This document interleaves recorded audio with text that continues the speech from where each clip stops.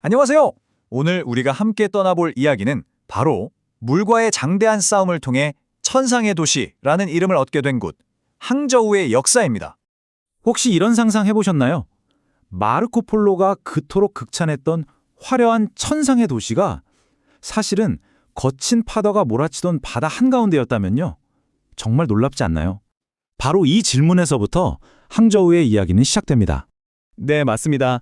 항저우의 역사를 한마디로 정의하면 그건 바로 물과의 끝없는 대화라고 할 수 있어요.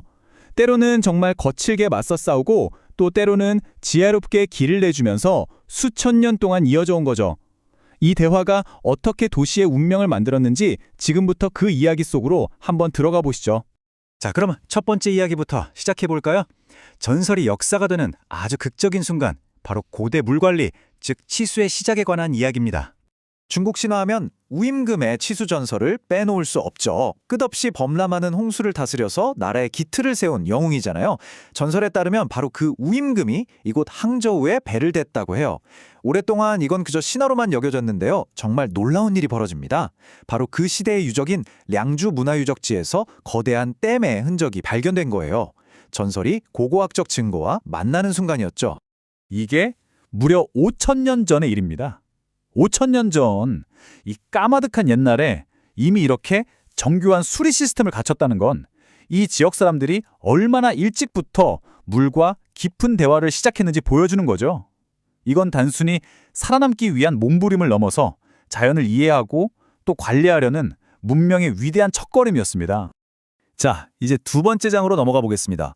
이번엔 도시의 운명 자체를 바꾼 거대한 지혜, 바로 해당이라는 방파제가 어떻게 진화했는지 그 과정을 따라가 볼 거예요. 해당이 대체 뭘까요? 아주 간단히 말하면 첸탕강의 그 사나운 파도로부터 도시와 사람들을 지키기 위해 쌓아올린 거대한 벽입니다. 만약 이 해당이 없었다면 지금의 항저우 도심은 아마 바닷물에 잠겨 있거나 아예 존재하지도 못했을 거예요. 말 그대로 도시를 잇게 한 생명의 격이었던 셈이죠. 이 지혜가 어떻게 발전했는지 한번 보세요. 처음 5대 10국 시대에는 대나무 바구니에 돌을 채워서 쌓는 비교적 단순한 방식이었어요.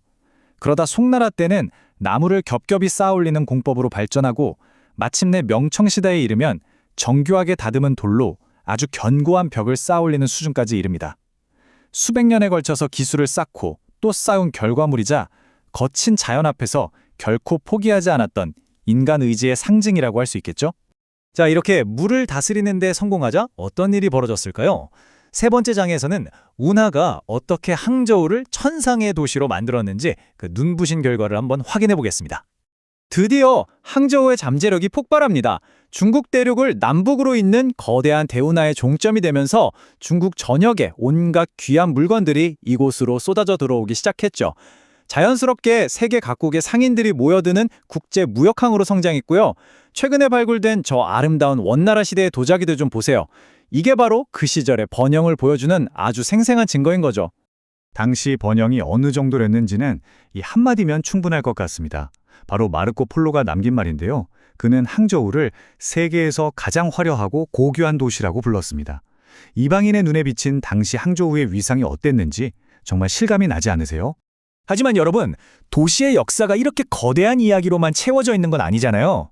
이제 마지막 장에서는 시선을 조금 바꿔보려고 합니다. 거대한 것에서 작고 소중한 것으로 1000년 넘게 흘러온 생명수에 대한 이야기입니다. 바로 치엔탕 제1정, 첸탕강의 첫 번째 우물이라는 뜻입니다. 지금까지 봐온 거대한 댐이나 방파제와는 정말 다르죠? 아주 작고 소박해 보입니다. 하지만 이 우물은 항저우 사람들에게는 또 다른 차원의 의미를 가집니다. 여기서 우리는 물과 대화하는 두 가지 다른 방식을 보게 돼요. 왼쪽에 있는 해당이나 운하 같은 거대 사업들은 말하자면 자연을 정복해서 도시의 번영을 이끌어낸 방식이었죠. 그렇죠? 그런데 오른쪽에 있는 이 작은 우물은 좀 다릅니다. 이건 자연과 싸우기보다 함께 살아가면서 평범한 사람들의 하루하루를 지켜준 생명줄이었던 거예요. 1000년이 넘는 세월 동안 한 번도 마르지 않고 맑은 물을 내주면서 화려한 번영 뒤에 숨겨진 끈질긴 삶의 이야기를 우리에게 들려주는 셈이죠.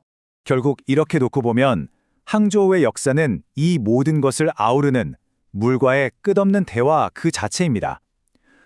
우임금의 전설에서 시작해서 량주 문화의 거대한 댐으로 또 수백 년에 걸쳐 발전한 해당 기술로 그리고 마침내 천년을 흐르는 작은 우문에 이르기까지 그 대화는 단 한순간도 멈추지 않고 계속되어 온 겁니다. 이 장대한 이야기를 마무리하면서 마지막으로 이런 질문을 던져보고 싶어요. 지금 우리가 살고 있는 이 도시는 과연 자연과 어떤 대화를 나누고 있을까요? 항저우의 이야기는 바로 이 질문에 대해 한 번쯤 깊이 생각해 볼 기회를 우리에게 주는 것 같습니다.